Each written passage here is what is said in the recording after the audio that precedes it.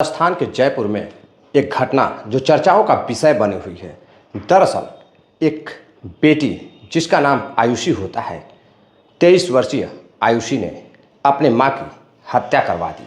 आखिर आयुषी जो अपने मां के साथ रहती थी और पिता का 1 साल पहले मौत हो चुका था। घर में एक छोटा भाई भी रहता था, 16 साल का लड़का जो दिमागी रूप से कमज़ोर था। वह कुछ कर नहीं सकता था। लगभग बात करें तो 40 से 45% वह दिमागी रूप से कमज़ोर था। वह ज़िंदगी नहीं जी सकता था जो आम लोग दिमागी रूप से स्वस्थ लोग जीते थे। अब चर्चाओं का विषय गर्म रहता है।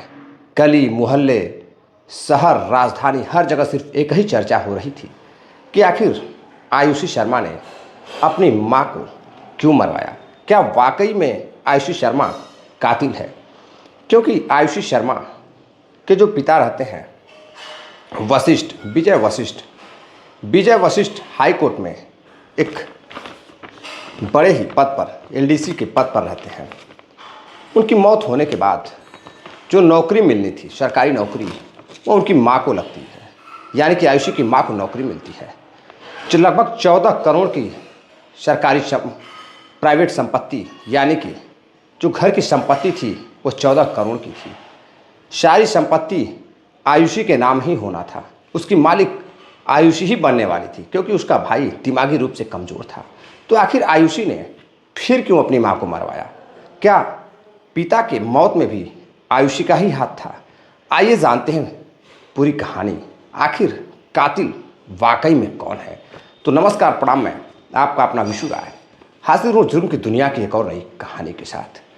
साथियों, राजस्थान के जयपुर में एक थाना लगता है, प्रतापनगर थाना।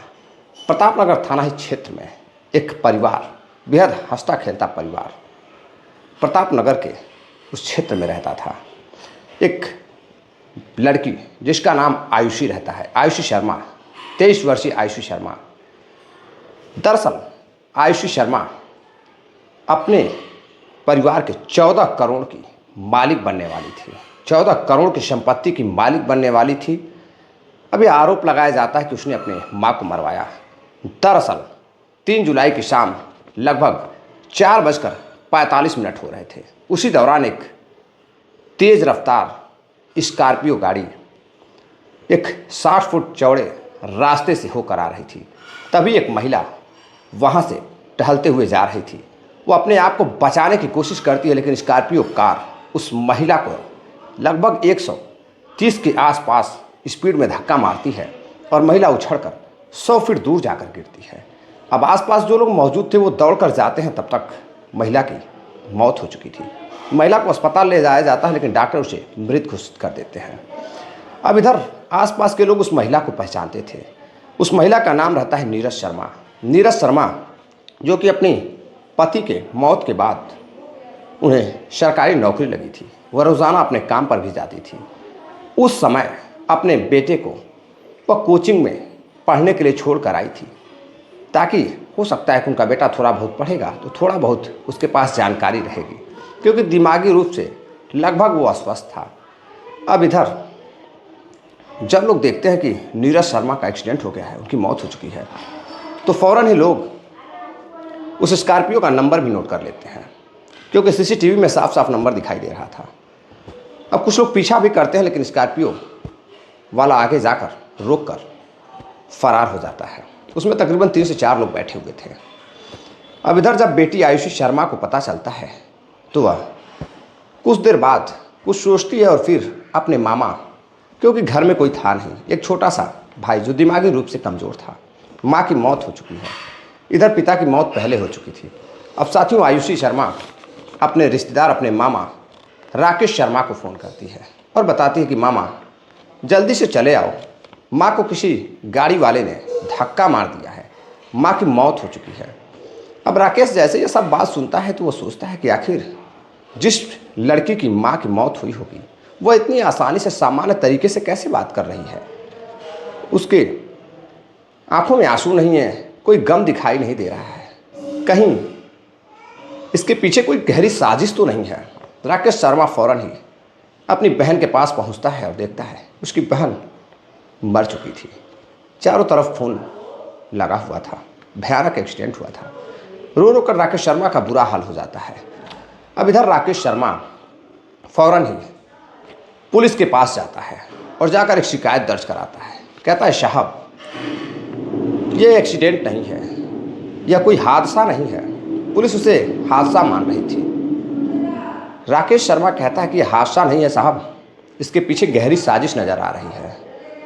एक सामान्य रोड पर 130 की स्पीड से कोई स्कॉर्पियो धक्का मार रहा है और उस महिला की मौत हो जा रही है। कहीं कुछ तो साजिश है। प्रशासन को बताता है राकेश शर्मा की उसकी जो बेटी है मृतक की, वह बिल्कुल गम में नहीं है, उसे कोई अफसोस नहीं है, सामान्य जीवन जी रही है। कुछ तो है इसके पीछे का कारण। कहीं ऐसा तो नहीं कि 1 साल पहले उसके जीजा का जो अस्पताल में मौत हुई थी, इसके पीछे भी इन्हीं लोगों का हाथ है। अब प्रशासन जांच पड़ताल करती है, कॉल डिटेल्स निकालती है, लड़की से पूछताछ करती है तो आयुषी सामान्य रूप से यही बताती है कि गाड़ी वाले ने धक्का मारा है, इसमें हमारा क्या कसूर है। लेकिन साथियों, पुलिस जांच पड़ताल करती रहती है, लेकिन इसके पीछे एक और कहानी निकल कर आती है कि आखिर सब कुछ आयुषी के पास था। आयुषी मालिक बनने वाली थी उस 14 करोड़ संपत्ति की।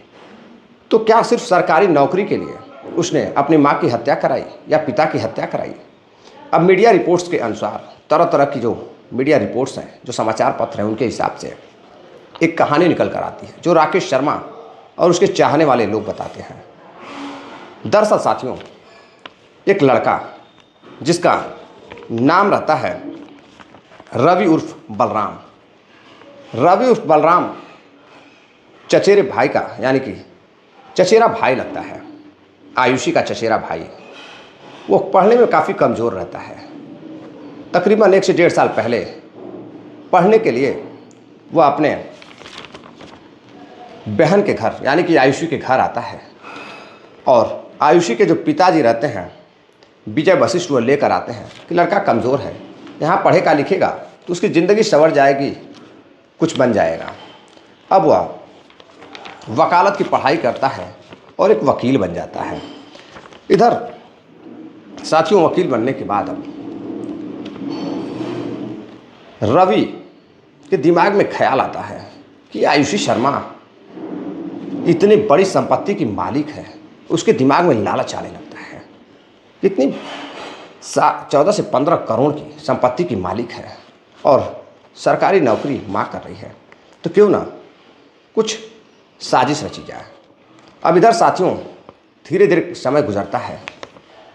दिसंबर के आखिरी में वह आयुषी के इतने करीब हो जाता है कि उसे अपने प्रेम जाल में फंसा लेता है। उसे यह दिखाता है कि उसके सिवा दुनिया में उसे इतना चाहने वाला कोई नहीं है। सबसे ज़्यादा प्यार सिर्फ रवि ही कर सकता है। अब यह अपने चचेरे भाई के प्यार में बिल्कुल पागल हो जाती है। उसे अगल बगल दाएं बाएं कुछ भी नहीं दिखाई दे रहा था, न माँ न पिता, न एक घर में दिमागी रूप से अस्वस्थ छोटा सा भाई जिसकी उम्र 16 साल रहती है, वो भी दिखाई नहीं दे रहा था। इधर अब आयुषी बिल्कुल प्यार में पागल हो चुकी थी। तभी उसके पिता की तबीयत खराब होती है। जब तबीयत खराब होती है विजय वशिष्ठ की, तो रवि बलराम उसका भतीजा और इधर आयुषी लेकर उसे अस्पताल जाते हैं। अस्पताल लेकर जाते हैं, वहाँ एडमिट करा देते हैं। कुछ दिन गुजरता है। माँ पूछती है पिताजी की कैसी हालत है, तुम्हारे पिताजी कैसे हैं? आयुषी कहती है सब कुछ सही चल रहा है। ताऊ और तमाम लोगों को अपने झांसे में लेकर वह बहकाने लगती है। कहती है सब कुछ सही चल रहा है, वो बहुत जल्द सही हो जाएंगे। अब इधर लगभग 2 महीने हो जाते हैं और फिर रवि बलराम उसे उस हॉस्पिटल से निकाल कर किसी और हॉस्पिटल में लेकर जाता है, जहाँ उसे आईसीयू में शिफ्ट कर दिया जाता है। माँ की मजबूरी थी कि एक घर में दिमागी रूप से अस्वस्थ उसका बेटा, उसे छोड़कर वो कहीं जा नहीं सकती थी, तो बेटी के सहारे ही सब कुछ देख रेख करती थी। बेटी बिल्कुल मगन थी। 3 महीना होता है, जैसे ही कुछ समय गुजरता है, 21 अप्रैल को तकरीबन उसके पिता की मौत हो जाती है। जैसे ही मौत होती है, राकेश शर्मा को पता चलता है। राकेश शर्मा जाते हैं, डॉक्टर से बातचीत करते हैं, तो डॉक्टर कहते हैं कि इनकी हालत बेहद नाजुक बनी हुई है, या ज़्यादा दिन तक जिंदा नहीं रहेंगे, इनकी मौत निश्चित है, क्योंकि इनका हार्ट, फेफड़ा सब कुछ 90% तक ख़राब हो चुका है, ऑर्गन्स ख़राब हो चुके हैं, अब इन्हें बचाया नहीं जा सकता है। पहले से शायद अच्छा इलाज होता तो ये बच सकते थे। अब राकेश शर्मा को समझ में नहीं आ रहा था कि क्या हो रहा है। अब राकेश शर्मा वहाँ से अपनी बहन के पास जाते हैं और बताते हैं कि उनके पति की मौत हो चुकी है। माँ का रो रो कर नीरज शर्मा का बुरा हाल हो जाता है। एक पति सहारा था, उसकी भी मौत हो चुकी थी। अब अंतिम संस्कार करने के बाद जो नौकरी थी, नौकरी मिलने वाली थी, तो आयुषी शर्मा अपनी माँ से कहती कि माँ, पिताजी की नौकरी मैं करूँगी। और यह अभी पिता के मौत को कुछ ही दिन गुजरे थे। रवि बलराम आयुषी शर्मा को लेकर जितने भी कागजी कार्रवाई होती है वो सब कार्रवाई करवा देता है कि नौकरी अब आयुषी ही करेगी। लेकिन कुछ लोग समझाते हैं, कहते हैं कि देखो, जो नौकरी है, आयुषी की माँ को समझाते हैं कि जो नौकरी है वो आप खुद करिए, क्योंकि आपका एक छोटा सा बेटा है जो दिमागी रूप से अस्वस्थ है, वो कुछ कर नहीं सकता है। और आयुषी आपकी बेटी है, पराई है, कल को किसी और के घर की लक्ष्मी हो जाएगी और फिर पता नहीं आपके साथ क्या सलूक होगा, उसके घर वाले आने देंगे भी या नहीं, आपकी मदद भी करने देंगे या नहीं। अब जो नीरज शर्मा होती हैं, उसकी माँ, वो सोचती हैं कि लोग तो सही कह रहे हैं, उसका भाई राकेश भी सही कह रहा है। अब वह नौकरी खुद ज्वाइन कर लेती हैं। अब इस बात से आयुषी काफ़ी नाराज़ रहती है। लेकिन कुछ दिन और गुजरता है। जब कुछ दिन साथियों और गुजरता है तो इधर दोनों मिलकर प्लान बनाते हैं। आयुषी और रवि बलराम वो अपने नए घर को छोड़कर पुराने घर में भी जाकर रहने लगते हैं, लिव इन में। कुछ दिन वहाँ रहते, कुछ दिन यहाँ रहते। जब माँ पूछती तो वो बताते कि वह पढ़ाई करते हैं, एक दूसरे के साथ मिलकर पढ़ाई करते हैं। लेकिन साथियों, क्या वो वाकई में लिव इन रिलेशन में थे, उनके बीच फिजिकल रिलेशन भी बने थे? इसकी भी पुलिस को जांच करनी चाहिए ताकि मामला बिल्कुल बेपर्दा हो जाए, खुल जाए, लोगों को हकीकत समझ में आए कि यार वाकई में बेटी ही दोषी है। कॉल डिटेल्स के आधार पर वो अक्सर अपने चाचा के लड़के प्रेमी से बातचीत करती थी। घर पर रहने के बाद भी कई चैट, व्हाट्सएप चैट, तमाम चीज़ें हैं। अब इधर पुलिस बेटी से पूछताछ करती है, पुलिस बेटी को गिरफ्तार करती है। लेकिन माँ भी आती है मीडिया के सामने, तमाम बातें बताती है, लेकिन कुछ समझ में नहीं आता है। इधर पुलिस जांच पड़ताल कर रही है और जो रवि बलराम है वो अभी फरार चल रहा है। इससे साफ यह अंदाज़ा लगाया जा सकता है कि कहीं ना कहीं रवि बलराम इस केस में शामिल है। और जो स्कॉर्पियो कार थी वह तकरीबन 1 महीने से रेकी कर रही थी। इसके पहले भी एक थार जो रेकी कर रही थी, लेकिन वह अंजाम देने में असफल रही है। फिर स्कॉर्पियो कार से अंजाम दिया गया। पुलिस जब पता लगाती है तो पता चलता है कि तकरीबन 7 लाख रुपए में यह सुपारी किलरों को दी गई थी कि तुम इस महिला का हत्या करो और 7 लाख रुपए ले लो। लेकिन वो 7 लाख रुपए आए कहाँ से? अब यह किसने दिए? आयुषी ने दिए या फिर रवि बलराम ने दिए? दरअसल साथियों, कुछ साल पहले घर में एक चोरी होती है और जब चोरी होती है तो घर से तकरीबन कई लाख रुपए के, 8 से 9 लाख रुपए के गहने चोरी होते हैं। लेकिन जब घर के लोग, माँ जा करके पुलिस में शिकायत दर्ज कराती है तो पुलिस लापरवाही दिखाती है और जांच पड़ताल नहीं करती है। चोरी का मामला इधर उधर करके छोड़ देती है, फाइलें दब जाती हैं। काश कि उस समय अगर जांच होती तो शायद यह पता चल जाता कि चोरी करने वाला कौन है। कहीं रवि बलराम तो नहीं है, कहीं आयुषी शर्मा तो नहीं है। आखिर यह सब कैसे हुआ?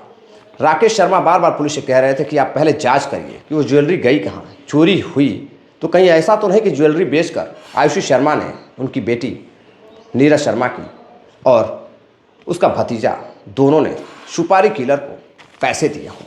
अब यह साथियों जांच का विषय है कि आखिर वो पैसे 7 लाख रुपए आए कहाँ से, सुपारी किलर को आयुषी ने कहाँ से दिए और उनके बीच क्या शारीरिक संबंध बने थे? क्या वाकई में लिव इन में रहते हुए उनका कोई रिलेशन बना है?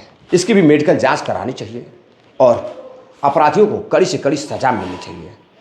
साथियों, इस कहानी को सुनाने का उद्देश्य किसी को हैरान करना या परेशान करना नहीं है, बल्कि आपको जागरूक करना है, सतर्क करना है।